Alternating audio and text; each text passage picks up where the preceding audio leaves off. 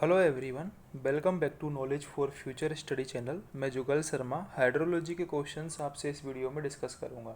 अगर आप चैनल पर नए हो तो प्लीज़ सब्सक्राइब जरूर कर दें, बेल आइकन को जरूर दबाएं।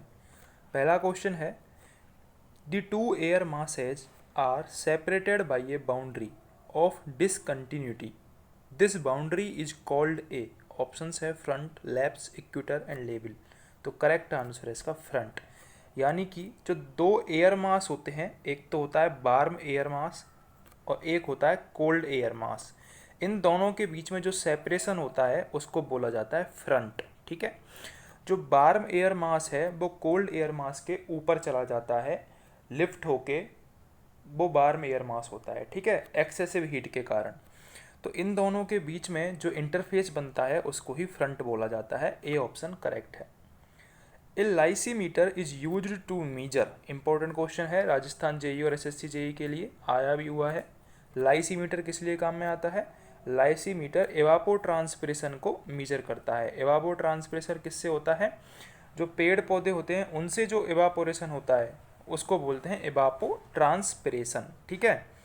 तो लाइसीमीटर एवापो ट्रांसपिरेशन को मीजर करता है। लाइसीमीटर एक स्पेशल वाटर टाइट टैंक होता है, स्पेशल वाटर टाइट टैंक, जिसमें सॉइल भरी हुई होती है। ठीक है।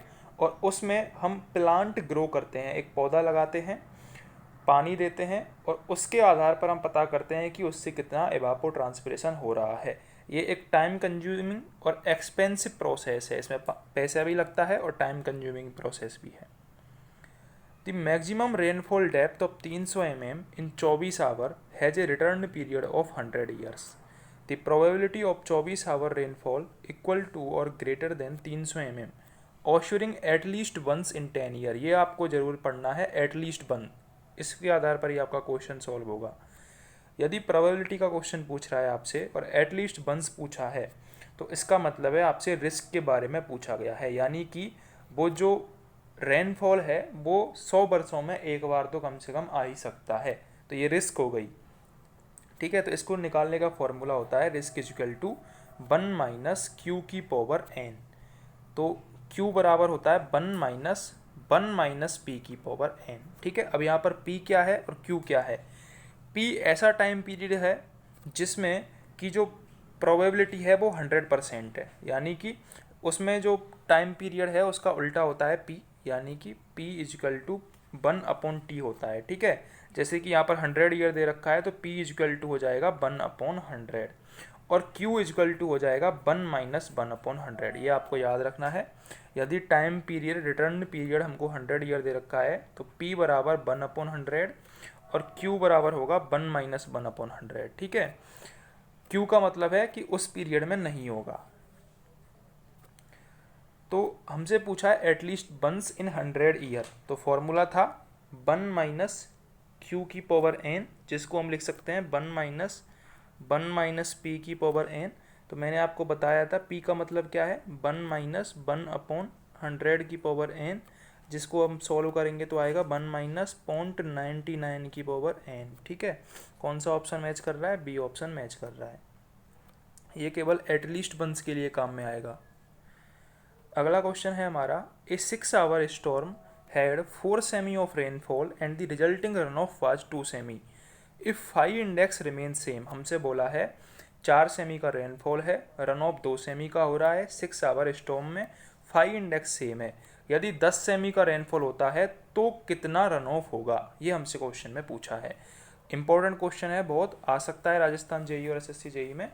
तो इसके लिए आपको फाई इंडेक्स का फॉर्मूला पता होना चाहिए। फाई इंडेक्स बराबर होता है precipitation minus run off upon time period. ये होता है फाई इंडेक्स का फॉर्मूला। ठीक है। तो यहाँ पर फाई इंडेक्स सेम है, यानी कि सबसे पहले रेनफॉल कितना हुआ 4 सेमी, माइनस रन ऑफ हुआ 2 सेमी, कितने टाइम के लिए हुआ 6 आवर के लिए, 6 घंटे, बराबर 10 सेमी का रेनफॉल हुआ, माइनस एक्स हमने अज्यूम कर लिया इतने का रन ऑफ हुआ होगा, और कितने घंटे के लिए हुआ 12 घंटे के लिए। तो यहाँ से जब आप एक्स को सॉल्व करोगे तो निकल के आएगा 6 सेमी। ठीक है। तो ये हमारा निकल के आ जाएगा रन ऑफ 10 सेमी रेनफॉल के लिए। फाई इंडेक्स का फॉर्मूला पता होना चाहिए, क्या था? P minus R upon T, precipitation minus run off upon time. अगला क्वेश्चन है the stream which does not have any base flow contribution is called as. तो मैं आपको एक वीडियो पढ़ा चुका हूँ जिसमें स्ट्रीम के बारे में मैंने डिस्कस किया था, उसमें आपको मिल जाएगा ये। ऐसी स्ट्रीम जिसमें कोई भी बेस फ्लो का कंट्रीब्यूशन नहीं होता है। बेस फ्लो एक ऐसा फ्लो होता है जो कि ग्राउंड वाटर से नीचे स्ट्रीम में जाके मिलता है वो, ठीक है, ड्राई सीजन में मिलता है ये, ठीक है। तो ऐसी स्ट्रीम होती है एफेमरल स्ट्रीम जिसमें कि कोई भी बेस फ्लो कंट्रीब्यूशन नहीं होता है। ये जनरली एरिड जोन्स में पाई जाती है, सूखाग्रस्त एरियाज में ये स्ट्रीम पाई जाती है जो कि गर्मियों के दिनों में सूखी हुई होती है। अगला क्वेश्चन है if the demand line drawn from ridge in a flow mass curve does not intersect the curve again it indicates that. Important question है। करेक्ट आंसर है demand can not met by inflow. जब demand inflow से नहीं मिलती है तो जो demand line है वो इंटरसेक्ट नहीं करती है कर्व को। देख लीजिए क्वेश्चन को आप आराम से।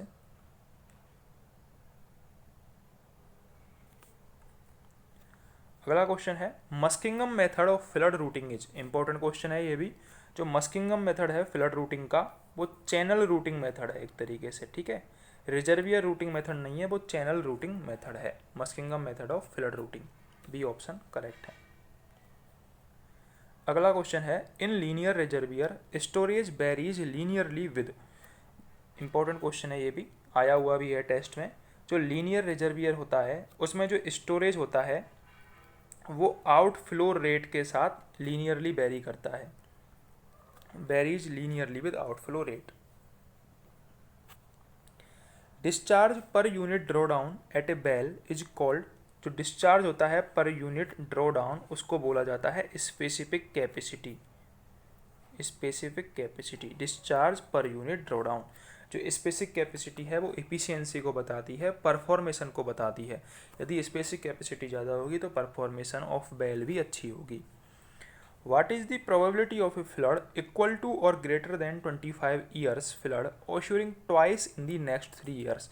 यानी कि 3 साल में से एटलीस्ट 2 साल होना चाहिए, ये हमको पूछा है। तो मैंने क्या बताया था, पी का मतलब होता है जितना टाइम पीरियड दिया हुआ होता है, पी इजकल टू 1/25 और क्यू इजकल टू 1 - 1/25। अब हमसे बोला है 3 में से 2 का, तो यानी कि पी का मतलब होता है उस साल में बरसात होगी, रेनफॉल होगा, प्रेसिपिटेशन। तो 2 साल का बोला है, एक में पी, दूसरे में पी और तीसरे में नहीं होना, यानी कि पी पी इंटू क्यू। तो वैल्यूज आपके सामने है, पी बराबर 1/25 और क्यू बराबर 1 - 1/25। यदि आपसे 4 में से 3 की बोलता, 4 में से 3 साल की बोलता तो P into P into P into Q हो जाता। 5 में से 4 की बोलता तो 4 बार पी 1 बार क्यू हो जाता, ठीक है। ऐसे आपको करना था। अगर आपको वीडियो हेल्पफुल लगी हो तो चैनल को सब्सक्राइब जरूर करके जाएं, बेल आइकन को जरूर दबाएं।